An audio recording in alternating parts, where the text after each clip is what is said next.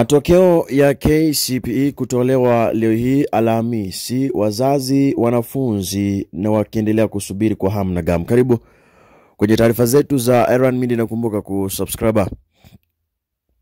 Waziri wa elimu Ezekiel Machogu anatarajiwa kutangaza rasmi matokeo ya KCPE leo hii Novemba 23 katika mchakato ambao utakamilisha zoezi hilo lililoanza mwezi jana.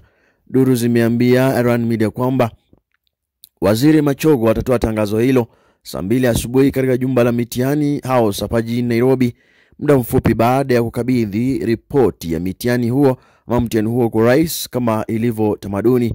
Mtihani wa KCPE wa mwaka huu ni wa mwisho chini ya mfumo wa elimu wa 844 baada ya serikali kuanzisha mtaala wa umilisi na utendaji CBC ambao umeingia sekondari msingi na ambao wanafunzi watakuwa wakifanyiwa tathmini ya umilisi wa utendaji CBA.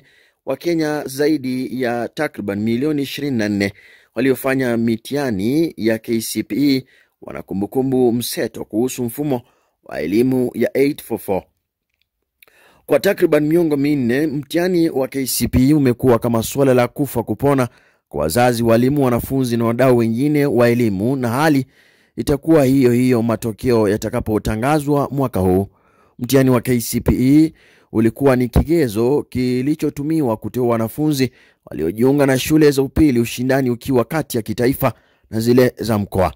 Idadi ya masomo yaliyotainiwa katika KCPE vile imezidi kubadilika kadri miaka inavyosonga kutokana na mabadiliko ya mara kwa mara kwenye mtaala wa elimu humu nchini.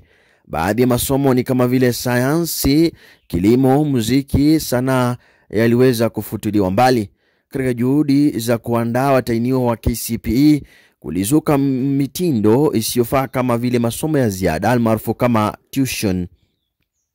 Vipindi vya masomo haya ya ziada vingefanyika alfajiri kabla ya kuanza kwa ratiba rasmi ya masomo, nyakati za jioni baada ya vipindi vya masomo, mchana kutwa, wikendi na hata nyakati ya za likizo wanafunzi wanapostahili kupumzika kutokana na kazi za shuleni. Mwisho wa KCPE tazamiwa kubadilishwa mtindo wa shule nchini, ikiwemo uorodheshaji wa wanafunzi bora na siri za ufanisi kwenye runinga za kitaifa.